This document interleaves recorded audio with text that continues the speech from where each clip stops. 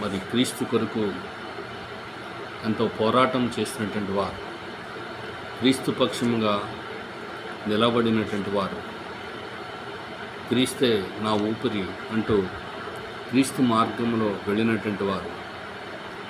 మరి సాతాను ఎన్నో శవాలను చేసినప్పటికీ ఆ యొక్క సాతానును ఎదిరించి క్రీస్తు పక్షంగా నిలబడినటువంటి వారు. అంతేకాదండి, మరి క్రైస్తవుని యొక్క గొంతుకైనటువంటి వారిగా ఆయన ప్రతినిధిగా ఉన్నటువంటి వారిగా మనం చూస్తూ ఉన్నటువంటి వారిని నిజంగా గమనించినట్లయితే ఈయన ఒక ఆకస్మిక మరణం, అంటే ఆకస్మికంగా ఆయన ఈ భూలోక యాత్రను ముగించడం నిజంగా ఎంతో విచారకరం. మరి ఆయన యొక్క కుటుంబ